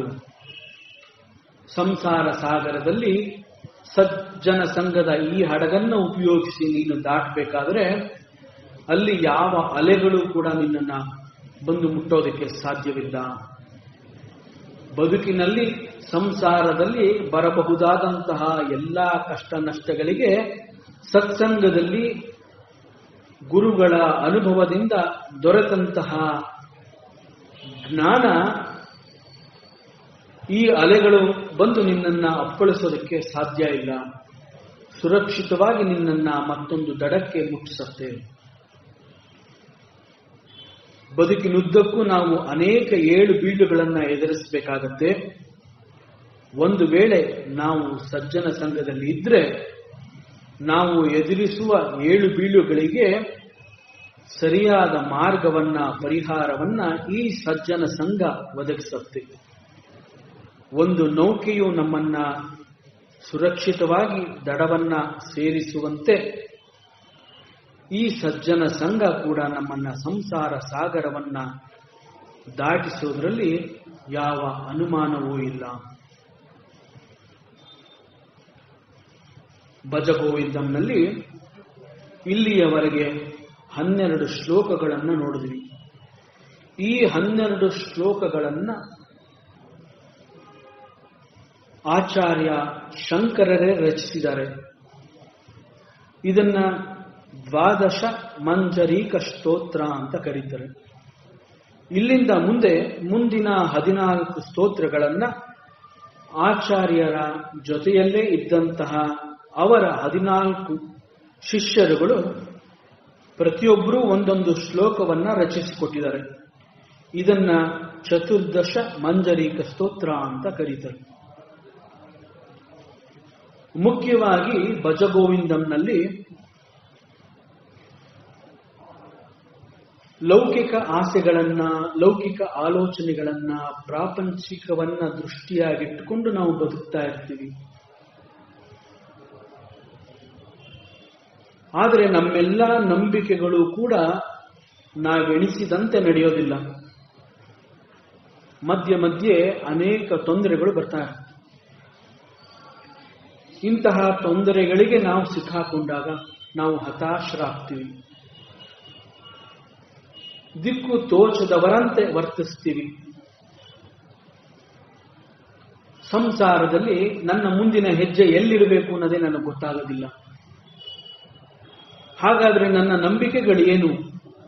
ಯಾವುದನ್ನ ನಾನು ಬಲವಾಗಿ ನಂಬಿ ನಾನು ಮುಂದುವರಿತಾ ಇದ್ದೆ, ಆ ಎಲ್ಲ ನಂಬಿಕೆಗಳು ಕೂಡ ಬುಡಮೇಲಾಗತ್ತೆ. ಈ ಲೌಕಿಕ ಅಥವಾ ಪ್ರಾಪಂಚಿಕ ಅಂತಂದ್ರೇನೆ ಅಷ್ಟು. ಆದರೆ ಈ ಅನುಭವ ಆಗುವವರೆಗೆ ನಾವು ಪ್ರಪಂಚವನ್ನ ಬಿಡೋದಿಲ್ಲ, ಪಾರಮಾರ್ಥಿಕದ ಕಡೆಗೆ ಹೆಜ್ಜೆ ಹಾಕೋದಿಲ್ಲ, ಸತ್ಸಂಗಕ್ಕೆ ಬರೋದಿಲ್ಲ. ಏಟುಗಳು ಬೀಳಬೇಕು. ಬಿದ್ದ ಏಟುಗಳ ನೋವನ್ನ ಅನುಭವಿಸಿ ಮತ್ತೆ ನನಗೆ ಏಟು ಬೀಳಬಾರದು ಅಂತ ನಾನು ತೀರ್ಮಾನ ತಗೋಬೇಕು. ಆ ತೀರ್ಮಾನದ ಹಂತದಲ್ಲಿ ಆಚಾರ್ಯರು ಸತ್ಸಂಗದ ಮಹತ್ವವನ್ನ 9ನೇ ಶ್ಲೋಕದಿಂದ 12ನೇ ಶ್ಲೋಕದವರೆಗೆ ಸತ್ಸಂಗದ ಮಹತ್ವವನ್ನ ಮತ್ತೆ ಮತ್ತೆ ನಮಗೆ ತಿಳಿಸಿಕೊಟ್ಟಿದ್ದಾರೆ. ನಮ್ಮ ನಂಬಿಕೆಗಳನ್ನ ಬುಡಮೇಲು ಮಾಡಿ ಪ್ರಪಂಚ ಇಷ್ಟೇ, ಇಲ್ಲಿ ಏನೂ ಇಲ್ಲ ಅನ್ನೋದನ್ನ ನೇರವಾಗಿ ನಮಗೆ ತೋರಿಸಿಕೊಟ್ಟಿದ್ದಾರೆ. ನಮ್ಮೆಲ್ಲ ನಂಬಿಕೆಗಳು ಬುಡಮೇಲು ಮಾಡಿ ಉಳಿದಿರುವ ಏಕೈಕ ಮಾರ್ಗ ಅಂತಂದ್ರೆ ನಿನ್ನ ದೃಷ್ಟಿಯನ್ನ ಪರಮಾತ್ಮನ ಕಡೆಗೆ ತಿರುಗಿಸು. ಅದೊಂದೇ ಈಗ ನಿನಗೆ ಸದ್ಯಕ್ಕೆ ಉಳಿದಿರುವಂತಹ ಮಾರ್ಗ. ಈ ಪ್ರಯತ್ನವನ್ನ ಆಚಾರ್ಯರು ಮಾಡಿದ್ದಾರೆ. ಈ ಸಂದರ್ಭದಲ್ಲಿ ಸ್ವಾಮಿ ಅಪರಾಜಿತಾನಂದ ಅವರು ಒಂದು ಉತ್ತಮ ಉದಾಹರಣೆಯನ್ನ ಕೊಟ್ಟು ನಮ್ಮ ನಂಬಿಕೆಗಳು ಹೇಗೆ ಬುಡಮೇಲಾಗತ್ತೆ, ಯಾವ ಹಂತದಲ್ಲಿ ನಮಗೆ ಹೆದರಿಕೆ ಆಗತ್ತೆ, ಎಲ್ಲಿ ನಾವು ಸುರಕ್ಷಿತವಾಗಿದ್ದೀವಿ ಅಂತ ಅನ್ಕೊಂಡಿದೀವಿ, ಆ ಸುರಕ್ಷಿತವಾಗಿದ್ದಂತಹ ಜಾಗ ಏಕಾಏಕಿ ನಮ್ಮ ತಲೆ ಮೇಲೆ ಬೀಳುವಂತಹ ಪರಿಸ್ಥಿತಿ ಹೇಗೆ ನಮಗೆ ಉದ್ಭವವಾಗತ್ತೆ ಅನ್ನೋದಕ್ಕೆ ಒಂದು ಉತ್ತಮ ಉದಾಹರಣೆಯನ್ನು ಕೊಟ್ಟು ಹೇಳ್ತಾರೆ. ನಂಬಿಕೆಗಳು ಮನುಷ್ಯನನ್ನ ಎಷ್ಟು ಎತ್ತರಕ್ಕೆ ಬೇಕಾದರೂ ಕರ್ಕೊಂಡು ಹೋಗುತ್ತೆ, ಎಷ್ಟು ಹೆಚ್ಚಿನ ಸಾಮರ್ಥ್ಯವನ್ನ ಕೂಡ ಇದೇ ನಂಬಿಕೆ ಎನ್ನುವಂತಹದ್ದು ನಮಗೆ ಕೊಡುತ್ತೆ. ನಂಬಿಕೆಗಳ ಶಕ್ತಿಯೇ ಇಂತಹದ್ದು, ಅದರ ಪ್ರಭಾವವೇ ಇಂತಹದ್ದು. ಆದರೆ ಒಂದು ವೇಳೆ ಇದೇ ನಂಬಿಕೆಗಳು ಮನುಷ್ಯನನ್ನ ಬುಡಮೇಲು ಮಾಡಿದಾಗ ಅವನ ಪರಿಸ್ಥಿತಿ ಹೇಗಾಗತ್ತೆ, ಇದರ ಬಗ್ಗೆ ಅವರು ಒಂದು ಸಣ್ಣ ಕಥೆಯನ್ನ ಹೇಳ್ತಾ ಇದ್ರು. ಸಾಮಾನ್ಯವಾಗಿ ನಾವೆಲ್ಲ ನೋಡಿದ್ದೀವಿ, ಊರಿನಲ್ಲಿ ಜಾತ್ರೆ ಅಥವಾ ಫನ್ ಫೇರು, ಎಕ್ಸಿಬಿಷನ್ ಇಂತಹ ಸ್ಥಳಗಳಲ್ಲಿ ಮನೋರಂಜನೆಗಾಗಿ ಅಮ್ಯೂಸ್ಮೆಂಟ್ ಪಾರ್ಕ್ ಅಂತ ಆಟದ ಒಂದು ಮೈದಾನ ಇರುತ್ತೆ. ಆ ಅಮ್ಯೂಸ್ಮೆಂಟ್ ಪಾರ್ಕ್ನಲ್ಲಿ ಜೈಂಟ್ ವೀಲ್ ಅಂತ ಹೇಳುವಂತಹ ಒಂದು ದೊಡ್ಡ ತಿರುಗುವ ರಾಟೆ ಇರುತ್ತೆ. ಸುಮಾರು 75ರಿಂದ 100 ಅಡಿ ಎತ್ತರಕ್ಕೂ ಹೆಚ್ಚಿರುವಂತಹ ಆ ತಿರುಗುವ ರಾಟೆಯ ಚಕ್ರದ ಆಟದಲ್ಲಿ ಹೆದರಿಕೆ ಇದ್ರೂ ಕೂಡ ಒಂದು ರೀತಿಯ ಮಜಾ ಸಿಗತ್ತೆ, ಸಂತೋಷವಾಗತ್ತೆ ಅಂತ ಹೇಳಿ ಅದನ್ನ ಅನುಭವಿಸೋದಕ್ಕೆ ಆ ಜೈಂಟ್ ವೀಲಲ್ಲಿ ನಾವು ಹೋಗಿ ಕೂತ್ಕೋತೀವಿ. ಸುಮಾರು 15ರಿಂದ 20 ರೌಂಡ್ಗಳು ಬಹಳ ವೇಗವಾಗಿ ತಿರುಗಿಸಿ ನಂತರ ಒಬ್ಬೊಬ್ಬರನ್ನೇ ಅದು ಇಳಿಸಿ ನಮಗೆ ಆ ಒಂದು ಸಂತೋಷದ ಅನುಭವವನ್ನು ಕೊಡುತ್ತೆ. ಅಲ್ಲಿ ಕುಳಿತುಕೊಂಡಾಗ ಒಂದು ರೀತಿಯ ಹೆದರಿಕೆ ಇದ್ರೂ ಕೂಡ ಅದು ಒಂದು ರೀತಿಯ ಸಂತೋಷವನ್ನ ಕೊಡುತ್ತೆ ಅಂತ ಹೇಳಿ ಆ ವೀಲ್ನಲ್ಲಿ ಆ ತೊಟ್ಟಿಲುಗಳಂತೆ ಇರುವಂತಹ ಸೀಟ್ಗಳಲ್ಲಿ ನಾವು ಹೋಗಿ ಕೂತ್ಕೋತೀವಿ. ಇಂತಹ ಒಂದು ಸಂದರ್ಭದಲ್ಲಿ ತುಂಬಾ ಕೀಟ್ಲೆ ಮಾಡುವಂತಹ ವ್ಯಕ್ತಿಯೊಬ್ಬರು ಬಂದಿರ್ತಾರೆ. ಬಹಳ ಮುಂಚಿತವಾಗಿಯೇ ಅವರು ಪ್ಲಾನ್ ಮಾಡಿ ಆ ಜೈಂಟ್ ವೀಲಲ್ಲಿ ಕೂತ್ಕೊಳ್ಳಕ್ ಬರ್ತಾರೆ.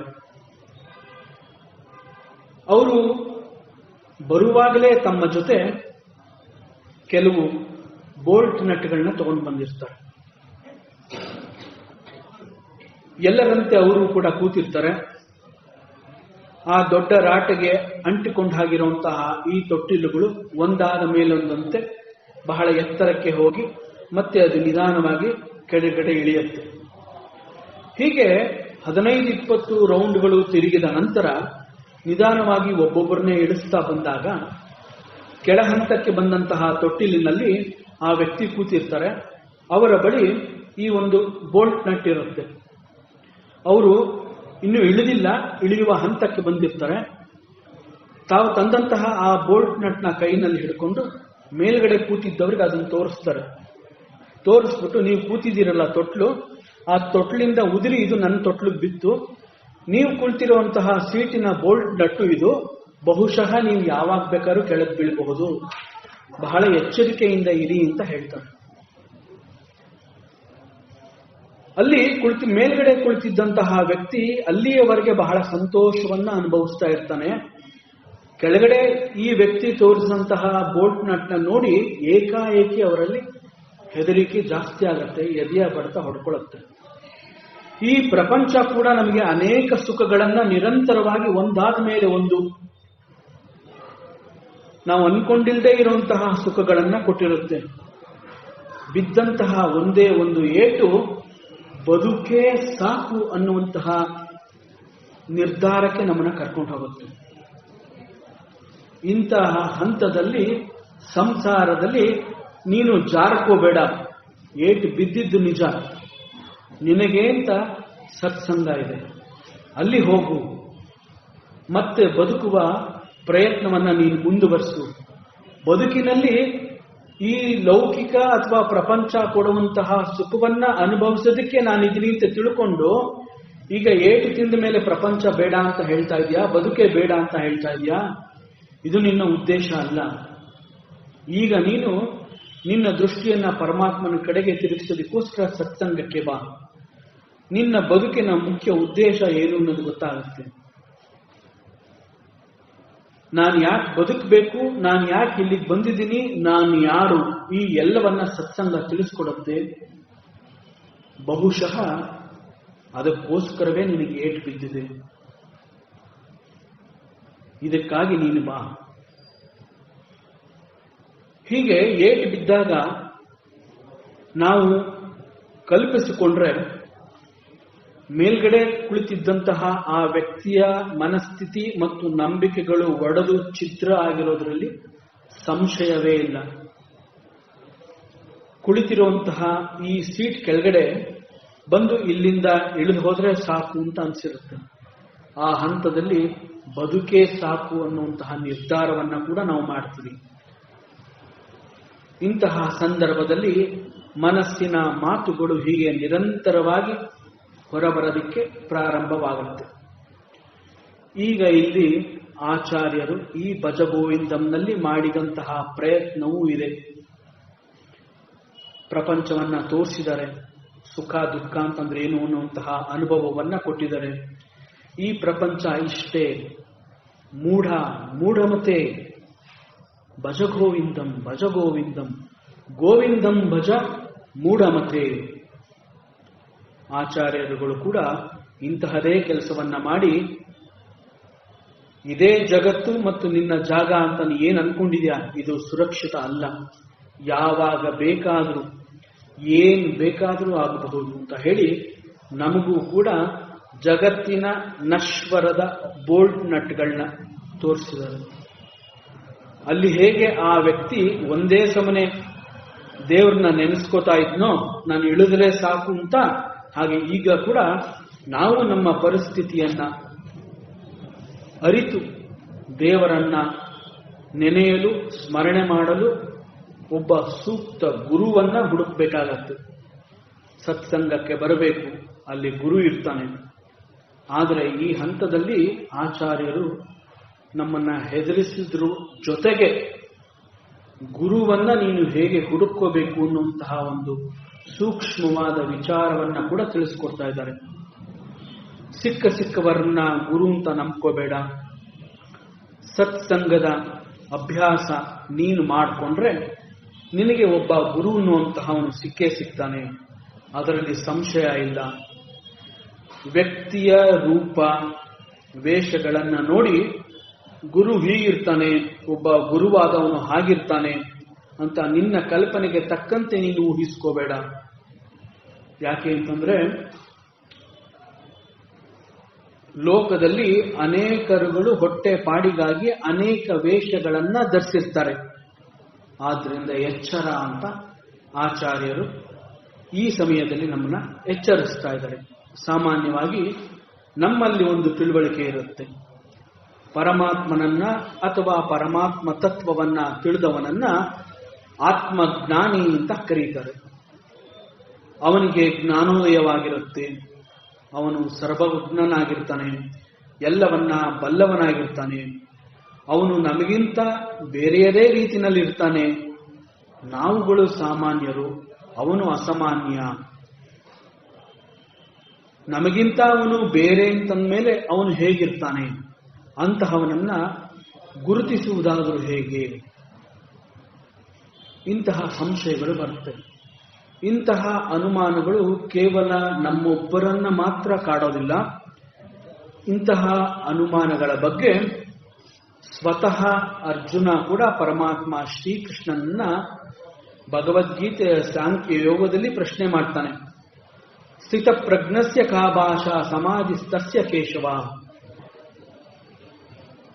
ಸ್ಥಿತದಿ ಕಿಂ ಪ್ರಭಾಷೇತ ಕಿಮಾಸೀತ ವ್ರಜೇತ ಕಿಂ. ಹೇ ಪರಮಾತ್ಮ, ಕೇಶವ, ಭಗವಂತ, ಸ್ಥಿರವಾದ ಪ್ರಜ್ಞೆಯುಳ್ಳವನು, ಆತ್ಮನಲ್ಲಿ ನೆಲೆ ನಿಂತವನು, ಆತ್ಮಜ್ಞಾನಿಯಾಗಿರುವವನನ್ನ ಯೋಗಿ ಅಂತ ಹೇಳ್ತಾರೆ. ಅಂತಹ ಯೋಗಿಯು ಹೇಗೆ ಮಾತನಾಡ್ತಾನೆ? ಅವನು ನಡೆದಾಡುವುದು ಹೇಗೆ? ಅವನು ಹೇಗೆ ಕುಳಿತುಕೋತಾನೆ? ಯೋಗಿ ಅಂತಂದ ಮೇಲೆ ಅವನು ಸದಾ ಪದ್ಮಾಸನ ಹಾಕೊಂಡು ಕೂತಿರ್ತಾನ ಅಥವಾ ಬೇರೆ ಆಸನದಲ್ಲಿ ಕೂತಿರ್ತಾನ? ಅವನನ್ನು ಗುರುತಿಸೋದು ಹೇಗೆ? ಇಂತಹ ಅನುಮಾನ ಅರ್ಜುನನನ್ನ ಕೂಡ ಕಾಡಿತ್ತು. ಸರಿಯಾದ ಗುರುವಿನ ಮಾರ್ಗದರ್ಶನ ಸಿಗಬೇಕು ಅಂತಂದ್ರೆ ನಾವು ಕೂಡ ಒಬ್ಬ ಉತ್ತಮವಾದ ಗುರುವನ್ನ ಹೇಗೆ ಕಂಡುಕೋಬಹುದು? ಆತ್ಮಜ್ಞಾನಿ ಅಥವಾ ಯೋಗಿ ಪುರುಷ ಅಂತಂದ್ರೆ ಅವನ ಚಹರೆ ಹೇಗಿರುತ್ತೆ, ಅವನ ಅಭ್ಯಾಸ ಹೇಗಿರುತ್ತೆ, ಈ ಎಲ್ಲವೂ ನಮಗಿಂತ ಬೇರೆಯದೇ ರೀತಿಯಲ್ಲಿ ಇರುತ್ತೆ ಅನ್ನುವ ಕಲ್ಪನೆಯಿಂದ ನಮಗೆ ಇಂತಹ ಅನುಮಾನಗಳು ಬರುವುದು ಸಹಜ. ಒಬ್ಬ ಯೋಗಿ ಅಥವಾ ವ್ಯಕ್ತಿಯ ರೂಪ ಅಂತಂದ್ರೆ ಅವನ ಬಾಹ್ಯ ರೂಪಗಳಿಂದ ನಾವು ಅವನನ್ನ ಗುರುತಿಸೋದಕ್ಕೆ ಸಾಧ್ಯ ಇಲ್ಲ. ಅವನ ಜ್ಞಾನದಿಂದ ಅವನ ಅಂತರಾತ್ಮವನ್ನ ನೋಡಿ ಅವನನ್ನ ಗುರು ಅಂತ ಗುರುತಿಸಬೇಕಾಗತ್ತೆ. ಈ ಕಾರಣದಿಂದ ಆಚಾರ್ಯರು ಹೇಳ್ತಾರೆ, ಜಟಿಲೋ ಮುಂಡಿ ಲುಂಚಿತ ಕೇಶಃ ಕಾಷಾಯಾಂಬರ ಬಹುಕೃತ ವೇಷಃ ಪಶ್ಯನ್ನಪಿ ನ ಚ ಪಶ್ಯತಿ ಮೂಢಃ ಉದರ ನಿಮಿತ್ತಂ ಬಹುಕೃತ ವೇಷಂ ಭಜ ಗೋವಿಂದಂ ಭಜ ಗೋವಿಂದಂ ಗೋವಿಂದಂ ಭಜ ಮೂಢಮತೆ. ಜಗತ್ತಿನ ಮೊದಲನೆಯ ಮನುಷ್ಯನನ್ನ ಆಡಮ್ ಅಂತ ಕ್ರೈಸ್ತ ಮತದಲ್ಲಿ ಸಿದ್ಧಾಂತದಲ್ಲಿ ಒಂದು ಕಡೆ ಹೀಗೆ ಗುರುತಿಸ್ತಾರೆ. ಈ ಆಡಮ್ಗೆ ಅನೇಕ ಮಕ್ಕಳಿರ್ತಾರೆ. ಅವರಲ್ಲಿ ಎರಡನೆಯ ಮಗನ ಹೆಸರು ಕೇಯಿನ್ ಅಂತ. ಇವನು ಬಹಳ ಕ್ರೂರಿಯಾಗಿ ವರ್ತಿಸ್ತಾ ಇರ್ತಾನೆ. ಮನುಷ್ಯತ್ವ ಅನ್ನುವಂತಹದ್ದು ಅಥವಾ ಮನುಷ್ಯತ್ವದ ಗುಣ ಅನ್ನುವಂತಹದ್ದು ಅವನಲ್ಲಿ ಸ್ವಲ್ಪವೂ ಇರಲಿಲ್ಲ. ಜೀವರಾಶಿಯನ್ನ ನೋಡಿದ ತಕ್ಷಣ ಕೊಂದು ಹಾಕುವುದೇ ಇವನ ಮುಖ್ಯ ಉದ್ದೇಶವಾಗಿರುತ್ತೆ. ಆ ರೀತಿಯಲ್ಲಿ ಅವನು ಬೆಳೆದಿರ್ತಾನೆ.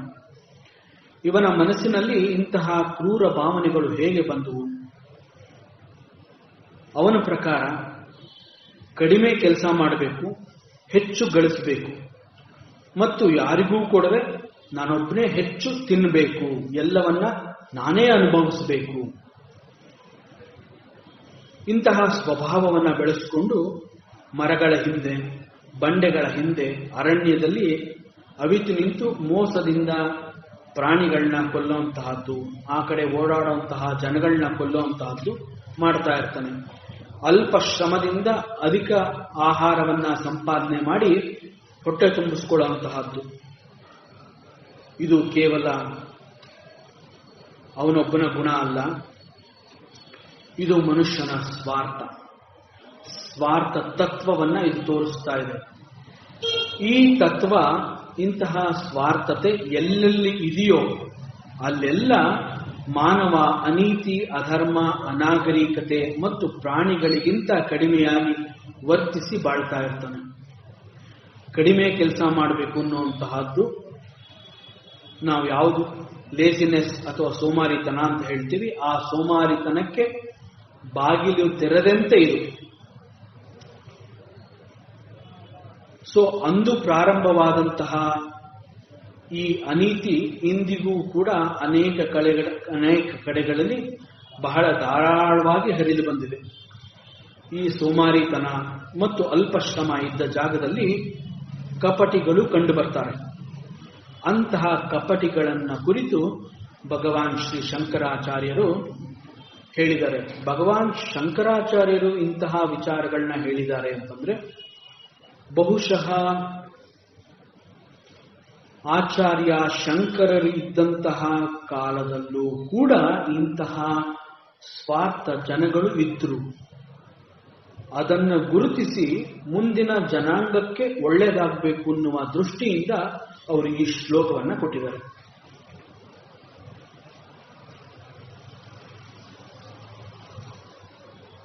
ಆಚಾರ್ಯ ಶಂಕರರ ಕಾಲದಲ್ಲಿ ಅಷ್ಟೊಂದು ಸಂಖ್ಯೆಯಲ್ಲಿ ಸನ್ಯಾಸಿಗಳು ಇರದಿದ್ರು. ಇದ್ದ ಕೆಲವೇ ಸನ್ಯಾಸಿಗಳ ಗುಂಪಿನಲ್ಲಿ ಅನೇಕರು ಸಂಸಾರಕ್ಕೆ ಹೆದರಿ ಸನ್ಯಾಸವನ್ನ ಸ್ವೀಕರಿಸಿ ಆ ಮೂಲಕ ಸುಖವಾದ ಬದುಕನ್ನ ಅಪೇಕ್ಷಿಸಿ ಜನತೆಯನ್ನ ವಂಚಿಸ್ತಾ ಇದ್ರು ಅಂತ ಆಚಾರ್ಯರ ದೃಷ್ಟಿಯಲ್ಲಿ ಬಹುಶಃ ಹೀಗೆ ಕಂಡು ಬಂದಿರಬಹುದು. ಈ ರೀತಿಯಲ್ಲಿ ಸನ್ಮಾರ್ಗವನ್ನ ಬದಲಿಸಿದವರನ್ನ ದೂರುವ ಬದಲು ಅವರ ಸ್ಥಿತಿಯನ್ನು ಅವಲೋಕಿಸಬೇಕು ಅಂತ ಆಚಾರ್ಯರು ಹೇಳ್ತಾ ಇದ್ದಾರೆ. ಸಮಾಜದಲ್ಲಿ ಕೆಲವರಿಗೆ ತುಂಬಾ ಗಣ್ಯವಾದ ಸ್ಥಾನಮಾನಗಳು ದೊರಕಿರುತ್ತೆ. ಉದಾಹರಣೆಗೆ, ಒಬ್ಬ ಅಧಿಕಾರಿಯಾಗಿರ್ತಾನೆ, ಮತ್ತೊಬ್ಬ ಪುರೋಹಿತನಾಗಿರ್ತಾನೆ, ಮತ್ತೊಬ್ಬ ಜನನಾಯಕನಾಗಿರ್ತಾನೆ, ಇನ್ನೊಬ್ಬ ಧರ್ಮಗುರುವಾಗಿರ್ತಾನೆ. ಇಂತಹವರುಗಳಿಂದ ಸಮಾಜ ಹೆಚ್ಚು ನಿರೀಕ್ಷೆಯನ್ನ ಇಟ್ಕೊಂಡಿರುತ್ತೆ. ಈ ಕಾರಣದಿಂದ ಸಮಾಜದಲ್ಲಿ ಅವರಿಗೆ ಅತಿ ಮುಖ್ಯವಾದ ಸ್ಥಾನವನ್ನ, ಗೌರವವನ್ನ ಸಮಾಜ ಕೊಡುತ್ತೆ. ಸಮಾಜಕ್ಕೆ ಒಂದು ವೇಳೆ ಅವರು ಸರಿಯಾಗಿ ಕೊಡಬೇಕಾದಂತಹ ಕಾಂಟ್ರಿಬ್ಯೂಷನ್ನ ಕೊಡದೇ ಹೋದ್ರೆ, ಅಂದ್ರೆ ಅವರು ಸರಿಯಾಗಿ ಕಾರ್ಯವನ್ನ ನಿರ್ವಹಿಸದಿದ್ದ ಪಕ್ಷದಲ್ಲಿ ಸಮಾಜಕ್ಕೆ ಅವರಿಂದ ಅಪಾಯವೇ ಹೊರತು ಅವರಿಂದ ಯಾವ ಉಪಯೋಗವೂ ಇಲ್ಲ. ಏಕಾಏಕಿ ಪ್ರವಾಹ, ಚಂಡಮಾರುತ, ಜ್ವಾಲಾಮುಖಿ, ಹಿಮಪಾತಗಳು ಉಂಟಾದಾಗ ಅಂತಹ ಅನಾಹುತಗಳನ್ನ ನಾವು ಹೇಗೆ ಎದುರಿಸಬೇಕಾಗುತ್ತೋ ಹಾಗೆ ಇಂತಹ ಸಮಾಜದಲ್ಲಿ, ಇಂತಹ ಜನಗಳ ಮಧ್ಯದಲ್ಲಿ ನಾವು ಬದುಕಬಹುದಾದಂತಹ ಸಮಯದಲ್ಲಿ ಇಂತಹ ಆಪತ್ತುಗಳನ್ನು ನಾವು ಕೂಡ ಎದುರಿಸಬೇಕಾಗತ್ತೆ. ಈ ಒಂದು ಸಂದರ್ಭವನ್ನ ಬಳಸಿಕೊಂಡು ಈ ಶ್ಲೋಕದ ಕರ್ತೃ, ಆಚಾರ್ಯರ ಶಿಷ್ಯ, ನಮ್ಮ ಸುತ್ತಮುತ್ತ ವಂಚಕರುಗಳು ಇದ್ದುಕೊಂಡು ಅವರು ಸನ್ಯಾಸಿಯ ವೇಷ ತೊಟ್ಟು ಕಪಟಿಗಳೇ ಆಗಿರ್ತಾರೆ. ಅಂತಹ ಕಪಟಿಗಳು ಹೇಗೆ ಇರ್ತಾರೆ ಅನ್ನೋದನ್ನ ಈ ಶ್ಲೋಕದಲ್ಲಿ ಅವರು ತಿಳಿಸ್ತಾ ಇದ್ದಾರೆ. ಜಟಿಲೋ ಮುಂಡಿ ಲುಂಚಿತ ಕೇಶಃ ಕಾಷಾಯಾಂಬರ ಬಹುಕೃತ ವೇಷಃ.